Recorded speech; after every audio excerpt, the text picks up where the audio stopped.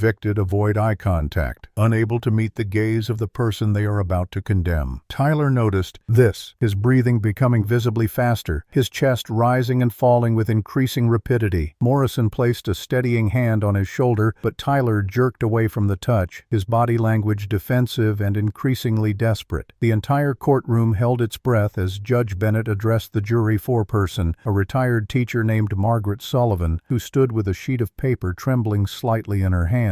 "Madam Foreperson, has the jury reached a verdict?" Bennett asked, his voice formal and measured. "We have, Your Honor," Sullivan replied, her voice barely steady. A bailiff retrieved the verdict form and delivered it to Judge Bennett, who reviewed it briefly with no change in his expression before handing it back to be returned to the foreperson. The seconds stretched into what felt like minutes, the tension in the room so thick it was almost suffocating. Tyler was now visibly terrified, his earlier confidence completely evaporated, replaced by the fear of a child finally understanding that consequences were real and imminent. "The defendant will rise," Judge Bennett instructed. Tyler stood on shaking legs, his attorneys standing with him, Morrison's hand hovering near Tyler's elbow in case he needed support. Tyler's face had gone from pale to ashen, his eyes wide and fixed on the jury foreperson as if he could will her to say something different than what everyone in the room already knew was coming. "In the matter of the state of Ohio versus Tyler Robert Davidson on the charge of murder in the first degree, how do you find?" Bennett asked. Margaret Sullivan looked down at the paper in her hands, took a breath, and spoke two words that changed Tyler Davidson's life forever. "Guilty, Your Honor." On the charge of using a firearm in the commission of a felony, the verdict was the same. Guilty. Two simple words that carried the weight of permanent condemnation. The courtroom erupted in controlled chaos. Jennifer collapsed against her sister, sobbing with a mixture of relief and renewed grief. Relief that justice had been served, grief that it had come to this at all. Michael's parents embraced each other, tears streaming down their weathered faces. Several of Michael's former colleagues and students wept openly, while others nodded in grim satisfaction. The prosecution team remained professionally composed, though Rebecca Cole allowed herself a brief moment of closed eyes and deep breath, acknowledging the weight of responsibility she had carried and the vindication of seeing it through.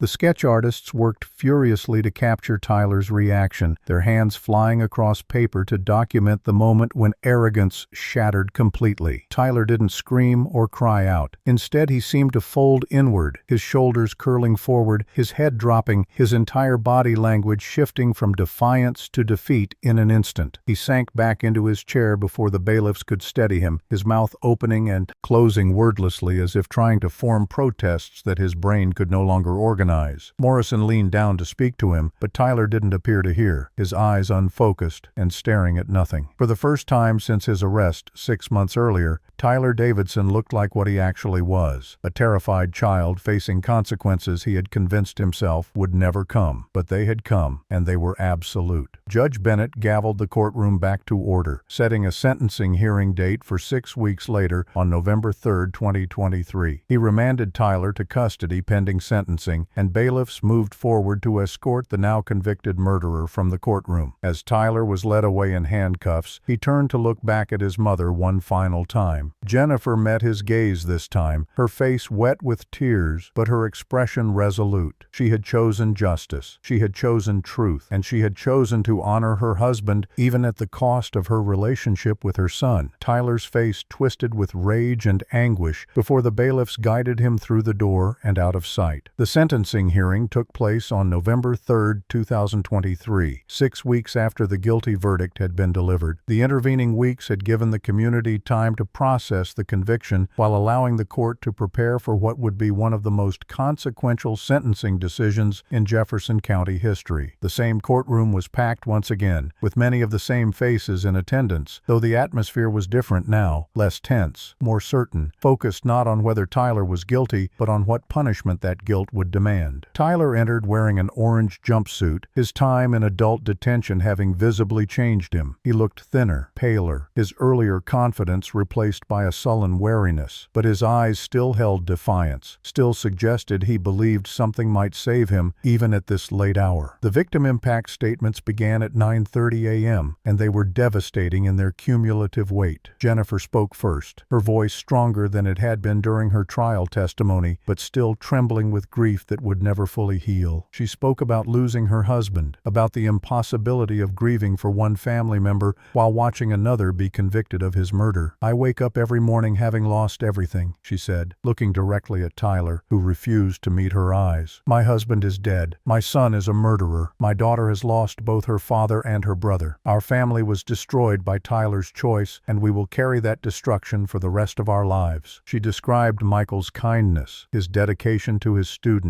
the hole his absence had left in countless lives. Several jurors from the trial had returned to attend sentencing, and many were crying as Jennifer spoke. Michael's younger brother, David Davidson, took the stand next, speaking through tears about growing up with Michael, about the brother who had always protected him and believed in him. "Michael was supposed to grow old," David said, his voice breaking. "He was supposed to see his grandchildren, supposed to retire and finally take that trip to Europe he always talked about. Tyler stole all of that. He stole decades of life from a man who only ever tried to help him." Former students spoke one after another. A young woman who credited Michael with helping her escape an abusive home by connecting her with resources. A man who said Michael's encouragement had given him the confidence to become the first person in his family to attend college. A teacher who explained that Michael's mentorship had inspired her entire career. The Roosevelt High School baseball team, wearing their jerseys with black armbands, sent their captain to speak about the coach who had taught them that character mattered more than winning. When it was Tyler's turn to address the court, his final opportunity to express remorse or ask for mercy, he stood with his attorneys flanking him and delivered a statement that shocked even those who thought they understood his lack of empathy. "I still don't think what I did was as bad as everyone's making it out to be," Tyler said, his tone petulant and defensive. "My dad was going to ruin my life by sending me away. I was just protecting myself from that. And my mom," he turned to glare at Jennifer, "you're the real traitor here. You chose a dead man over your own son. I'll never forgive you for that." The courtroom stirred with angry murmurs. Tyler continued, oblivious or indifferent to the effect his words were having. "When I get out eventually, everyone's going to regret treating me like this. I'm not going to forget who was against me." Judge Bennett's face darkened visibly, his jaw tightening as he listened to a defendant demonstrating exactly why maximum punishment was warranted. Morrison, the public defender, made a valiant but doomed attempt to argue for the possibility of parole after 25 years, citing Tyler's age and the theoretical possibility of rehabilitation. His argument was technical and legal, carefully avoiding any claim that Tyler showed genuine remorse or had meaningfully changed, because the evidence demonstrated otherwise. Rebecca Cole's sentencing argument was brief and pointed. Tyler Davidson planned a murder for months, executed it while his victim slept, attempted to cover it up, and has shown zero genuine remorse. His statement today demonstrates that he remains dangerous, that he blames everyone except himself, and that he poses a continued threat to society. "Justice demands life imprisonment without the possibility of parole." The words hung in the air like a pronouncement of doom. Judge Bennett took 12 minutes to deliver his pre-sentence statement, speaking directly to Tyler with a combination of moral authority and barely controlled anger. "Mr. Davidson, I have sat on this bench for 23 years. I have sentenced hundreds of defendants for crimes ranging from theft to murder. Never, and I mean never, have I encountered someone so young who displayed such calculated evil combined with such absolute lack of remorse." Bennett leaned forward, his voice intensifying. "You had every advantage in life, a loving father who tried desperately to help you, a comfortable home, educational opportunities, and you chose murder, not in a moment of rage or fear, but after months of planning and research. You studied how to kill your father the way other children study for exams, pause. The judge's voice rose with controlled fury. Your father, Michael Davidson, spent his life teaching young people about history, about learning from the past to build a better future. He believed in second chances and redemption. And you murdered him while he slept, in the one place where he should have been safe, his own home. Bennett paused, letting the words land with full impact. Your statement today confirms everything the prosecution argued about your character. You blame your father for trying to parent you. You blame your mother for choosing truth over enabling your lies. You show no understanding of the magnitude of what you've done, no genuine remorse, no capacity for the kind of reflection that would suggest rehabilitation is possible. You even threatened this courtroom with revenge when you get out.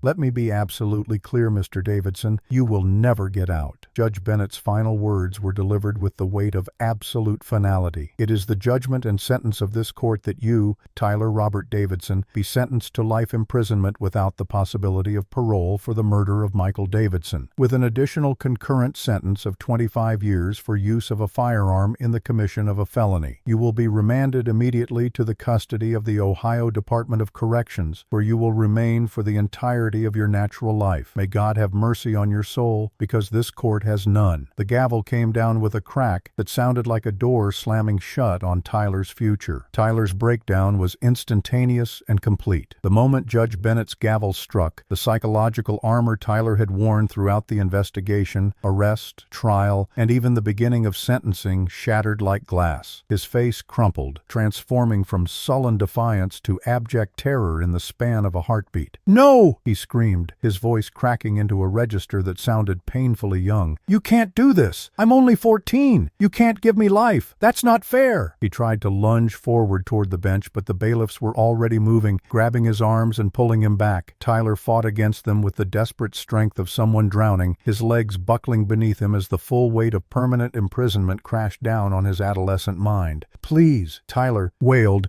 tears streaming down his face now, his entire body shaking with sobs that sounded like they were being torn from somewhere deep in his chest. "I'm sorry. I didn't mean it. Please, Your Honor, please don't do this to me." The apologies and pleas that had been absent throughout 6 months of legal proceedings poured out in a torrent of panic and despair, but they came too late and rang hollow against the mountain of evidence and his own earlier statement. Tyler's legs gave out completely, and the bailiffs had to support his full weight as he collapsed, his orange jumpsuit bunching around his thin frame. "Mom!" he screamed toward where Jennifer sat, his voice breaking into incoherent sobbing. "Mom, please, help me. Tell them I didn't mean it. Please." But Jennifer sat motionless, her face wet with tears, but her expression unchanged, watching her son's belated breakdown with heartbreak but no intervention. The courtroom watched in silence as the reality Tyler had denied for 6 months finally penetrated his consciousness. This wasn't a game he could win. This wasn't a situation his age would save him from. This was life imprisonment, actual, real, permanent incarceration in an adult facility where he would remain until he died.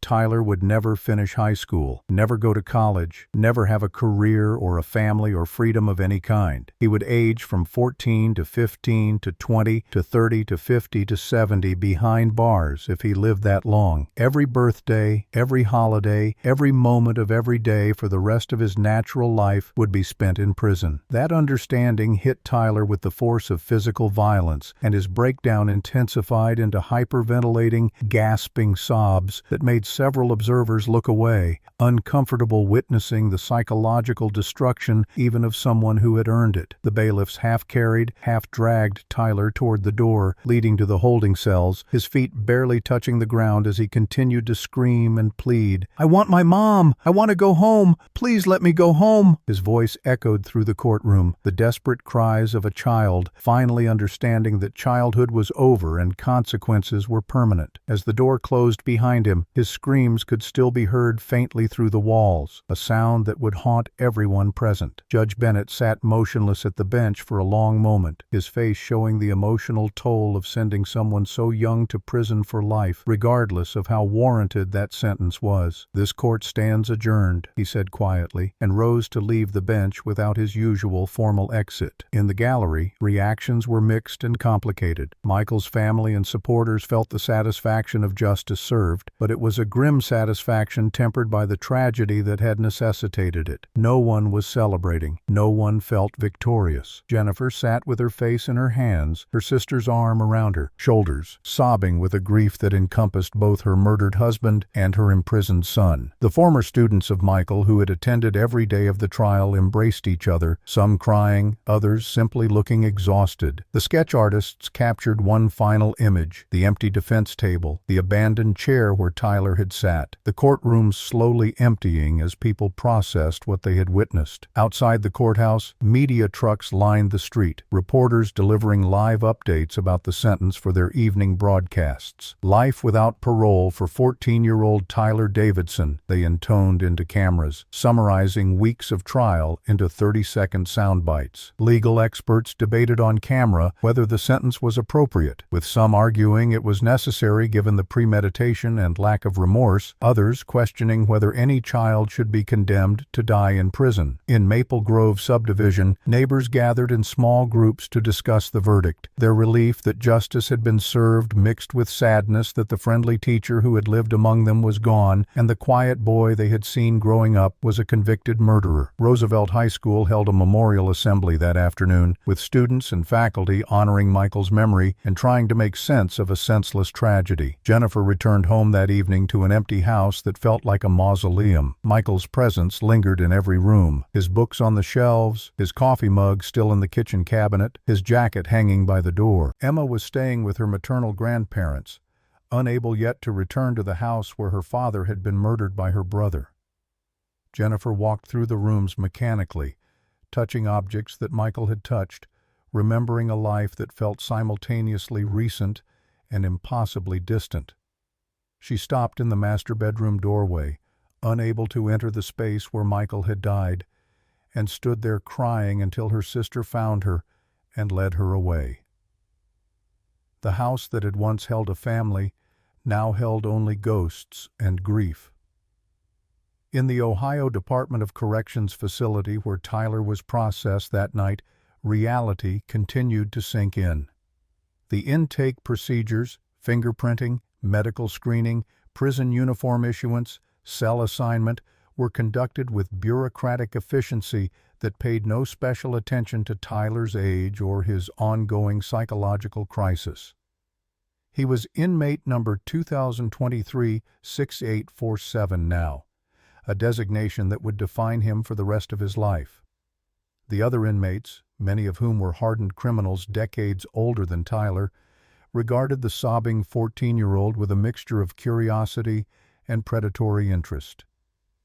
Tyler's first night in an adult prison was spent curled in a ball on a thin mattress, his face buried in a scratchy pillow, crying until exhaustion finally pulled him into fitful sleep, haunted by nightmares of the life he had destroyed, both his father's and his own. The immediate aftermath settled into a new normal defined by permanent absence and irreversible consequences. But the story of Tyler Davidson and Michael Davidson was far from over. The case would continue to reverberate through the legal system, the community, and the lives of everyone it had touched for years to come. 5 years later, in the autumn of 2028, the Tyler Davidson case remained a touchstone in discussions about juvenile justice, family violence, and the capacity of children to commit acts of profound evil. Tyler himself, now 19 years old, was serving his sentence at the Mansfield Correctional Institution, a maximum security facility where he would remain for the rest of his life. Prison records showed a pattern of disciplinary infractions, fights with other inmates, disrespect toward corrections officers, violations of facility rules, that suggested Tyler's personality had not fundamentally changed despite years of mandatory therapy and behavioral programming. Psychologists who evaluated him for routine assessments noted that he had learned to perform remorse during sessions, using the appropriate language about regret and rehabilitation, but that deeper probing revealed the same narcissistic traits and lack of genuine empathy that had characterized him before the murder. Tyler's appeals had all been denied. His attorneys had argued ineffective assistance of counsel, challenged the constitutionality of life without parole for juveniles, and questioned the certification decision that had allowed him to be tried as an adult. Each appeal was rejected by progressively higher courts, with judges noting the overwhelming evidence of premeditation, the extensive planning, and Tyler's own statements demonstrating consciousness of guilt. The Ohio Supreme Court had issued a particularly pointed ruling stating that while juvenile life sentences deserved careful scrutiny, Tyler Davidson's case represented exactly the kind of calculated, remorseless violence that justified permanent incarceration regardless of the perpetrator's age. That ruling had been cited in 7 subsequent cases involving juvenile offenders, cementing Tyler's legacy as a legal precedent rather than a person. Jennifer Davidson had found a measure of peace through advocacy and purpose. She had become a spokesperson for an organization called Truth Over Blood, which supported family members who had to testify against loved ones in criminal cases. Her memoir, published in 2026, had become required reading in several law school courses on witness cooperation and family dynamics in criminal justice. Jennifer spoke at conferences, appeared on podcasts, and worked with prosecutors to help other family members navigate the impossible choice between loyalty and truth. She had remarried in 2027 to David Brooks, Michael's closest friend and fellow teacher, who had supported her throughout the trial and its aftermath. Together they had created a life that honored Michael's memory while acknowledging the ongoing pain of having a son in prison. Jennifer visited Tyler once in 2025, hoping to find some evidence of genuine change. She found none and never returned. Michael Davidson's legacy had grown beyond what he could have imagined during his 17 years of teaching. The Michael Davidson Memorial Scholarship Fund had provided full college scholarships to 38 students from low-income families, many of whom were the first in their families to attend university. Roosevelt High School had renamed their history wing the Davidson Academic Center, with a bronze plaque bearing Michael's favorite quote from George Santayana about learning from the past. The junior varsity baseball field had been renovated and dedicated in his name, with teams from across the county traveling to play on Davidson Field. More than 100 former students had become teachers themselves, many citing Michael as their inspiration, and several teaching with the same dedication to struggling students that had defined his career. The Davidson Family Foundation, established by Michael's parents with life insurance proceeds and community donations, had expanded beyond scholarships to fund youth mentorship programs, crisis intervention training for teachers, and research into warning signs of adolescent violence. The foundation had served over 400 at-risk youth in 5 years, providing counseling, mentorship, and support that might prevent other families from experiencing the tragedy the Davidsons had endured. Walter and Patricia Davidson, both now in their late 70s, dedicated their remaining years to this work, finding purpose in transforming their grief into action that might save other children from Tyler's path and other parents from Michael's fate. The case had prompted legislative action as well. Ohio passed Michael's Law in 2025, creating more streamlined procedures for certifying juveniles as adults in cases involving premeditated murder with aggravating factors.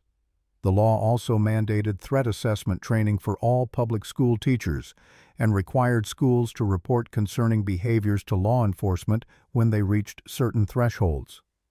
Civil libertarians criticized the law as too punitive toward children, while victims' advocates praised it as necessary protection.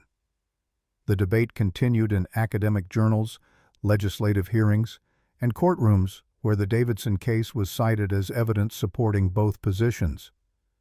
The philosophical questions the case raised remained unresolved and perhaps unresolvable. Can evil exist in someone so young, or is it always a product of environment and circumstance that could theoretically be corrected? At what age does a person become fully morally accountable for understanding that murder is wrong? Is permanent imprisonment of a juvenile ever justified? Or does it represent society's failure to believe in redemption and change? These questions were debated in law schools, psychology departments, and ethics classes, with Tyler Davidson serving as the case study that challenged easy answers. Some argued his sentence was barbaric, that condemning a 14-year-old to die in prison violated basic human dignity. Others argued his actions were so calculated and his remorse so absent that age became irrelevant in the face of such deliberate evil. Emma Davidson, now 16 years old, had chosen to change her last name and move to another state to attend high school away from the notoriety that followed her family's name. She spoke to her mother regularly, but refused all requests for interviews or public statements about her brother or father. She was, by all accounts, a normal teenager trying to build a life from the ruins of her childhood, carrying trauma she would process for the rest of her life. Jennifer protected Emma's privacy fiercely, understanding that her daughter deserved the anonymity and normalcy that the case had stolen from the rest of the family. Michael Davidson taught history, but in the end, he became it. A reminder that justice, though painful and complicated, must prevail even when it tears families apart and forces impossible choices. His legacy lived on in the students whose lives he had touched, in the scholarship recipients who achieved dreams he had encouraged, in the teachers who carried forward his belief that every person deserved someone in their corner. Tyler Davidson's legacy was different but equally enduring, a cautionary tale about the consequences of believing oneself above accountability, a legal precedent about when juveniles must answer as adults, and a permanent reminder that age does not excuse evil when that evil is chosen deliberately and executed without remorse. The case stood as testament to a mother's courage in choosing truth, a community's commitment to remembering a good man, and a justice system's willingness to impose the harshest consequences when the evidence and the crime demanded nothing less.